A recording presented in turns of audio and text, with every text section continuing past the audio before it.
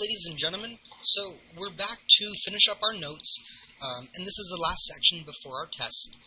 So we're still determining functional relationships, but finite differences are one way of doing it, and something else that we start to learn today is a common ratio. And these are analytical methods for determining if there is that functional relationship, if it exists in a table of data. So to find a common ratio,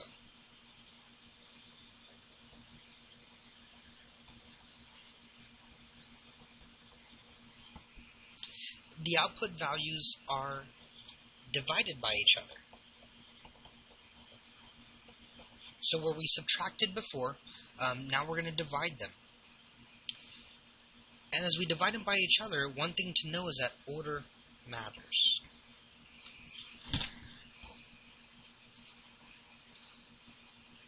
Okay, so one of the first things I wanted to show you with this is that finite differences do not always work.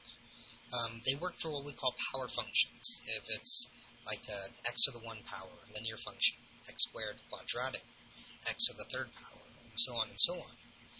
But when it comes to these, if we take a look at it, so remember, we're going to do the bottom value, subtract the top value.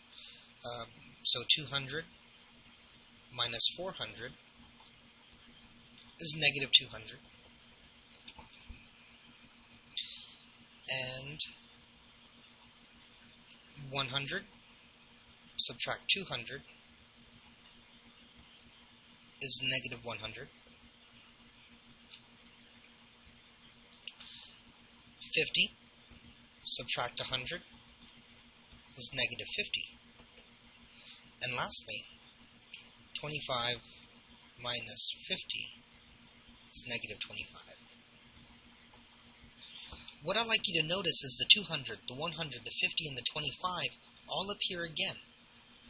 So when we start to see these same numbers again, that's where we start to realize we have an exponential function, or an exponential relationship. If you asked why is it negative, because this represents exponential decay. It's decreasing in values. So the common ratio, where we're taking the bottom one, and we divide it by the top one. Okay, so the common ratio now, so now we're going to say, okay, what's 200 divided by 400? Here, between those two values, so what's 100 divided by 200?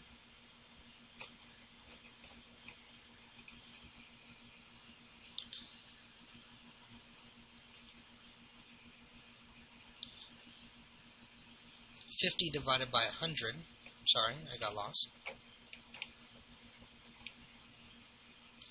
And lastly, 25 divided by 50. So 25 divided by 50. If we simplify all of these, 200 over 400, well, that's like 1/2. 100 over 200, 1/2 again. 50 over 100, well, that's half. And 25 is half of 50. So, this is what we call a common ratio. That all these values are the same. So one of the things that we can talk about with this pattern is, the pattern that we see here is, we could say, you know what, it's being divided by 2. That's one way to think about it. But when we want to talk about the function, what the common ratio is, we want to talk about what is it multiplied by. So when we divide here, and the value that we get, this is what we're multiplying it by. So 400 times 1/2 is 200. 200 times 1/2 is 100, and so on and so on. So we can also say that this was multiplied by 1/2.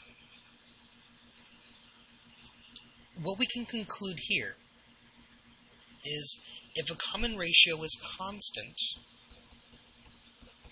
then there exists an exponential relationship.